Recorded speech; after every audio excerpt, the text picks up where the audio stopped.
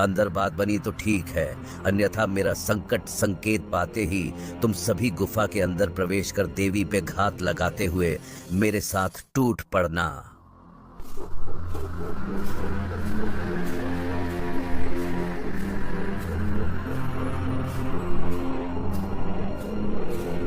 प्रणाम देवी, अपनी आंखें खोलें देवी।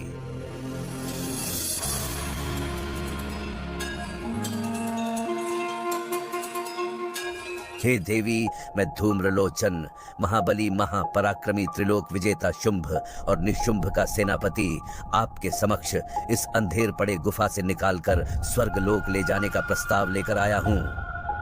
उनके समक्ष ले जाने आया हूँ जिनके अधीन ये सारा ब्रह्मांड है, जिन्होंने अपने पराक्रम और वीरता से पूरे ब्रह्मांड को है झुकाया, जिनके पास पूरे ब्रह्मांड के सबसे अनमोल रत्न मौजूद हैं। बस कमी है तो सिर्फ एक रानी की, जिसके लिए असुर राज्य ने सिर्फ और सिर्फ आपको ही चुना है।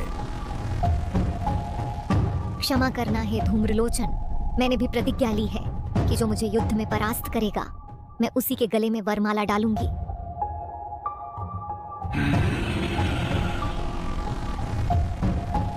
आखिर ये कैसी प्रतिज्ञा है? क्या तुम स्वयं को महान शुंभ और निशुंभ जैसे महाबलियों से भी ज्यादा ताकतवर समझती हो? अरे नहीं नहीं, मेरी इतनी साहस कहाँ। वैसे देखा जाए तो तुम तो स्वयं भी बेहद पराक्रमी और बलवान हो, और साथ ही इस क्षण तुम्हारे पीछे तो हजारों की संख्या में आसुरी सैनिक भी उपस्थित हैं। तुम तो बेहद चतुर निकली देवी, पर अब हमारे धैर्य की परीक्षा न लो और सीधे हमारे साथ स्वर्ग चलो, अन्यथा हम तुम्हें यहाँ से घसीटते हुए स्वर्ग लेकर जाएंगे। तो विलंब किस बात की? इतने बड़े बाहुबली होते हुए भी तुम सिर्फ वार्तालाप ही किए जा रहे हो।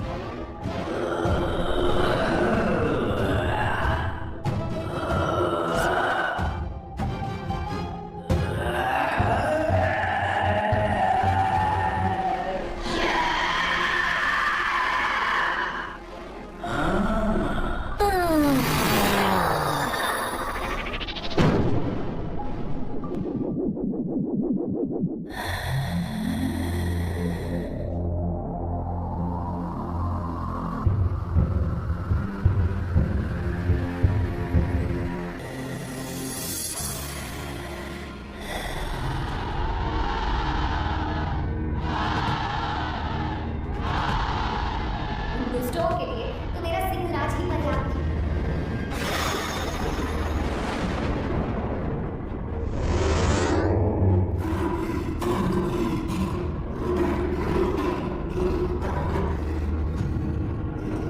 सिंहराज, इन दुष्टों का नाश कर दो।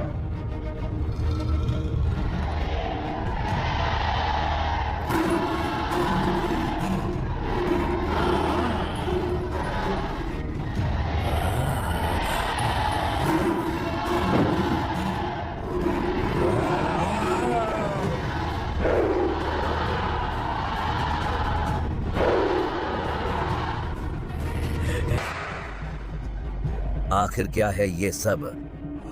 महाबली शुंभ, वह देवी परम शक्तिशाली है।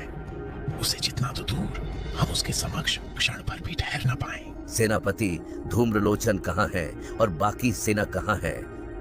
जिसके नाम मात्र से ही तमाम देवता थड़ थड़ कांपने लगते थे, उसी धूम्रलोचन को उस देवी ने पलक झपकाते ही सिर्फ अपने एक हुंकार मात्र से एक क्षण में भस्म में परिवर्तित कर दिया। असंभव। और तो और उस देवी के विशालकाय सिंह ने हमारे आसुरी सैनिकों को गुफा में प्रवेश करने से पहले ही नोच खरपोट कर मौत के घाट उतार दिया, जिसके बाद हम कुछ बचे खुचे सैनिक बड़ी ही कठिनाइयों के साथ वहां से बचकर भागते हुए यहाँ आने में सफल हुए। मैंने हजारों युद्ध लड़े हैं, परंतु आज तक मुझे किसी भी शक्ति का कोई विशेष आत्मानुभव नहीं हुआ, जैसा कि सेनापति धूम्रलोचन पे हुए प्रचंड प्रहार का हुआ है। पहले छंडमुंड, फिर रक्त बीज और अब धूम्रलोचन। साथ ही दुर्गे ने हमारे लाखों आसुरी सैनिकों को मौत के घाट उतार दिया। आरंभ से ही दुर्गे ने हमें बेहद ज्यादा क्षति पहुंचाई है। भ्राता शुंभ, ऐसा इसलिए क्योंकि अब तक दुर्गा का सामना हम दो त्रिलोक विजेता भ्राता शुंभ और निशुंभ से नहीं हुआ। अब हम दुर्गे को अपनी महारानी बनाएंगे या तो ऐसी मृत्यु देंगे जिसे देख सारी सृष्टि थड़ थड़ कांपेगी। हिमालय चलने की तैयारी करो।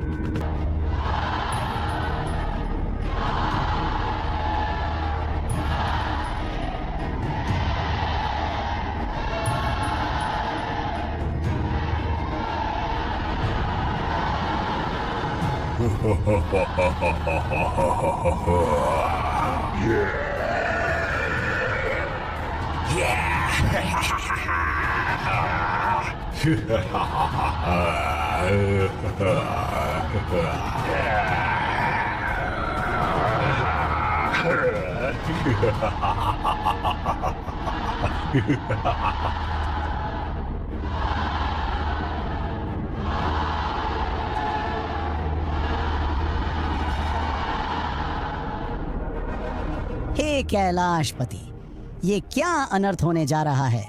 कोटि कोटि आसुरी सैनिक और ऊपर से शुंभ और निशुंभ जैसे महाबली त्रिलोक विजेता अपनी अंधी कामना लिए सिर्फ और सिर्फ देवी कौशिकी को ही पराजित करने के लिए अपनी पूरी क्षमता के साथ पूरे हिमालय को चारों ओर से घेरे खड़े हैं। कहने का तात्पर्य बस इतना है कि देवी कौशिकी अकेले कैसे इतने विशालकाय सेना और शुंभ निशुंभ का सामना करेंगी। देवराज, कदाचित आप भूल रहे हैं कि देवी कौशिकी कौन है। ये वो हैं जो जगत जननी है। हम सभी त्रिदेव समेत आप सभी देवी देवताओं की शक्तियों की एकमात्र स्रोत हैं, जो कि समस्त ब्रह्मांड की सबसे बड़ी शक्ति है, जो कि आदि अनंत है, आदि पराशक्ति है, स्वयं जगदम्बा है, क्योंकि वे ही स्वयं देवी भगवती दुर्गा हैं।